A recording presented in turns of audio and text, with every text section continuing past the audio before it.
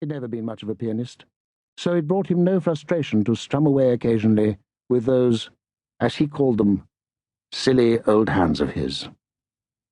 Camargue sometimes tried to stop himself sleeping the afternoons away. He was rarely successful. Today Nancy, his Alsatian, woke him, laying her head in his lap. It was nearly 5. As he approached the tea tray Muriel had left for him, the phone rang. Dinah again.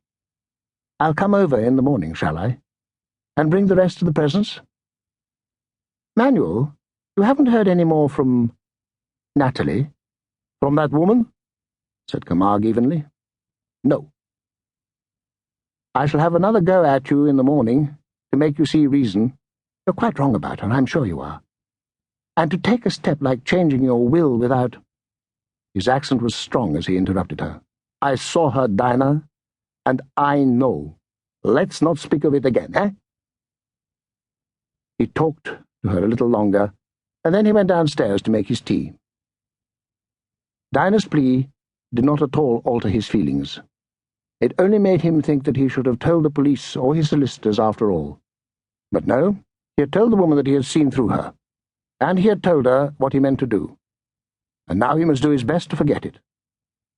Dinah was what future he had. Dinah would be his daughter, and more than daughter. At 7 he fed Nancy a large can of dog meat.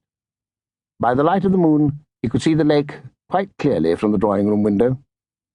Camargue could see that Ted had been down that afternoon and broken the ice for air to get into the fish. Ted's footprints led down to the water's edge and back again to the drive. Nancy's paw prints were everywhere. When it got to 8:30, he got up and stretched and stood in the window. It was snowing once more. The conifers were powdered again, all but one. Then he saw the tree move. He had mistaken a man for a tree, or a woman for a tree. He couldn't tell whether it had been Ted or Muriel that he had seen, a trousered figure in a heavy coat, moving up now where the path must be towards the birch copse. The figure in the garden disappeared. He called out, "Nancy! Time to go out." Then he opened the door. Nancy bounded out. Camargue took his sheepskin coat and gloves and a walking stick from the cloak's cupboard and followed her. She was nowhere to be seen, though her paws had ploughed a path down the slope towards the lake. "Nancy! Nancy, where are you?" He followed the track she had made down the slope to the lake, calling her irritably now as he went. He began breaking the new ice with his stick. Then he heard the dog behind him. When he turned round, ready to seize her collar in the hook of his walking stick, there was nothing there but the gnome conifers. He would break up the rest of the thin ice, and then he would go back to the house and wait for Nancy indoors.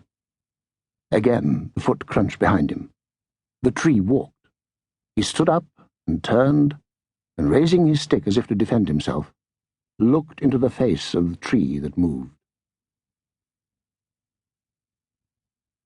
The music met Chief Inspector Wexford as he let himself into his house, a flute playing with an orchestra.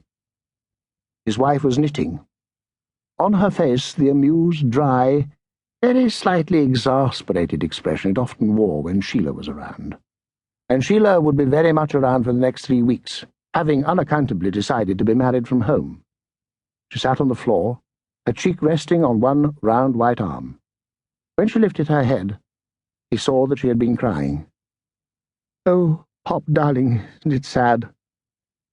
They've had this tremendous obituary program for him on the box. Even Mother shed a tear, and then we thought we'd mourn him with his own music." Wexford doubted very much if Dora had expressed these extravagant sentiments. He picked up the record sleeve. Mozart Concerto for Flute and Harp, K229. The English Chamber Orchestra conductor Raymond Leppard. Flute, Manuel Camargue.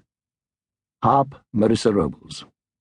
The movement came to an end, and now the music became bright, liquid, a singable tune, and Camargue, who was dead, alive again in his flute. "Sheila, did you know him personally?" She shook her head. "I think he recognized me in church." It was nothing that she should be recognized. She was recognized wherever she went. For 5 years, the serial in which she played the most beautiful of the air hostesses had been on television twice a week. At peak viewing time, Stewardess Curtis was famous for her smile.